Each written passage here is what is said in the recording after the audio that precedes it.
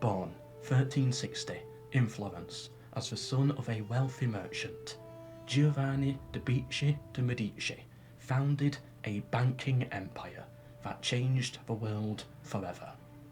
In 1393, Vieri de Medici retired, entrusting the management of the bank to Giovanni. In 1397, 1st of October, he used his wealth and founded the Medici Bank. They began with 10,000 florins, of which Giovanni invested 5,500, sharing the rest with two other investors, holding the majority of the shares under the Medici name. Within its first year, they made a profit of 10%. Rather than engaging in risky expansion, Giovanni instead invested in local farmland and eventually property in the city, preferring not to gamble on crazy ideas. This was a typical Medici investment strategy. The Medici played it very safe with their financial investments, going as far as to ban kings and princes from being able to borrow money from the Medici Bank, due to them both being unreliable and also powerful enough to cancel the loan without any repercussions if they wished. Only get somebody in debt to you if you are powerful enough to enforce it. At least for the most part. His friend from when Giovanni ran the Rome branch under Vieri was called Baldassare Cossa, a poor nobleman from Naples. Baldassare ran away from home as a young man and made a great deal of wealth as a pirate. Baldassare used his wealth to get a law degree at the University of Bologna and then got involved with the church. Baldassare requested a loan of 12,000 florins from his friend Giovanni to buy a cardinal hat. This former pirate, who showed not a hair of religious devotion, had his loan accepted by Giovanni. Despite being a crazy gamble, it paid off, and Baldassare became Pope John the 23rd, now known as Anti-Pope John the 23rd.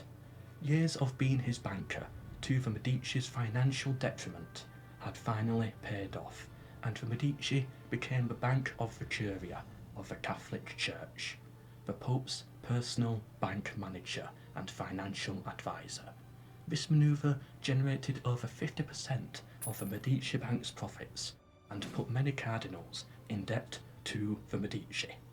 Many businessmen were therefore under the impression that if Giovanni is good enough for the Pope, then he is good enough for me, and so people from all across Europe began investing their money with Giovanni and the Medici Bank.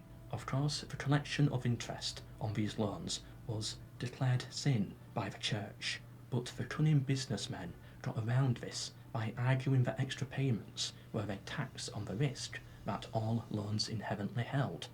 Others argued that the extra profits made on loans were actually just adjustments for the exchange rates, all loopholes.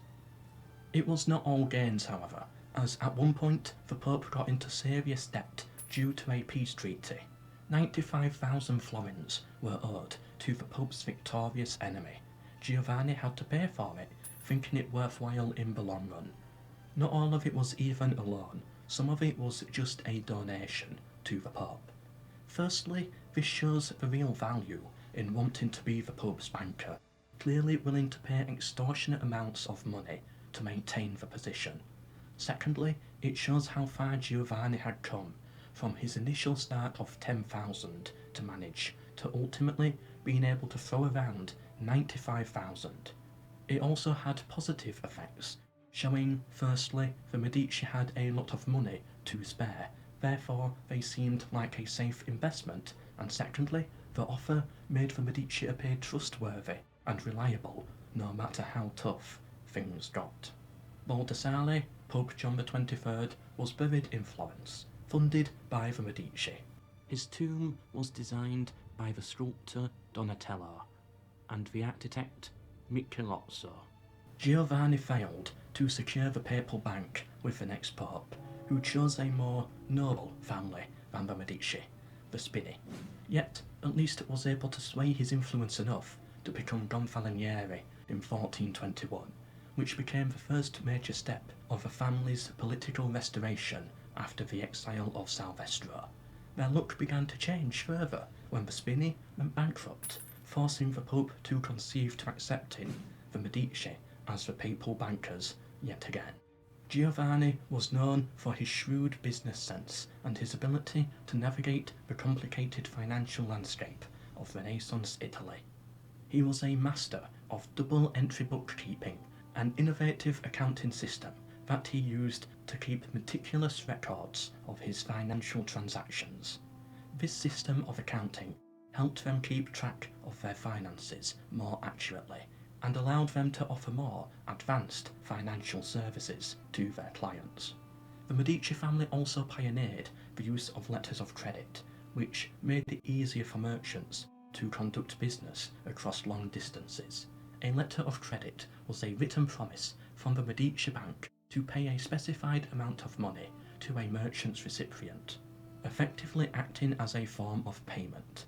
This made it easier for merchants to conduct business across long distances and helped the Medici family expand their banking business even further, eventually being able to establish a branch as far as London. Giovanni also developed a reputation for honesty and integrity, which helped him gain the trust of his clients, making his bank one of the most respected financial institutions of its time. Under Giovanni's leadership, the Medici Bank expanded rapidly, opening branches in Venice, Rome, Geneva, and other major cities. Giovanni also helped to finance the construction of major public works, such as the reconstruction of the Basilica of San Lorenzo. He also worked on and funded the Ospedale degli Innocenti, commissioning Filippo Brunelleschi for the task. The Medici family also issued their own coins, which helped establish their bank as a reliable and trustworthy financial institution. Their coins were accepted throughout Italy and other parts of Europe, which helped expand their banking business even further. One of the key sources of Medici wealth, which their bank heavily invested into, was mining. The Medici family owned several mines throughout Italy, including silver and mercury mines in Tuscany, and eventually a monopoly on the alum trade, which will be covered in its own video later in the series. These mines were highly profitable and allowed the Medici to accumulate vast wealth. Another source of Medici investments was in the textile industry. The family owned several textile factories which produced some of the finest fabrics in Europe. They also owned several farms and vineyards, which helped provide food and wine for the city of Florence.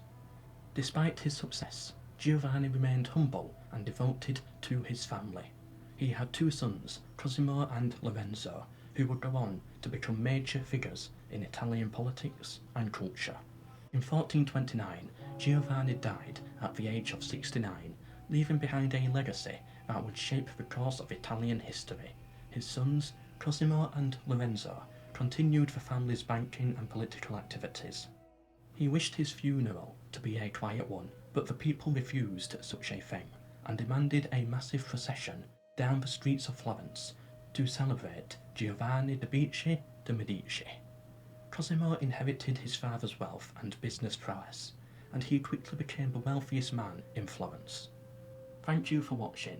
I really hope you enjoyed and learnt something from this part 2 of a massive 10-part series I have been working on the history of the Medici banking family.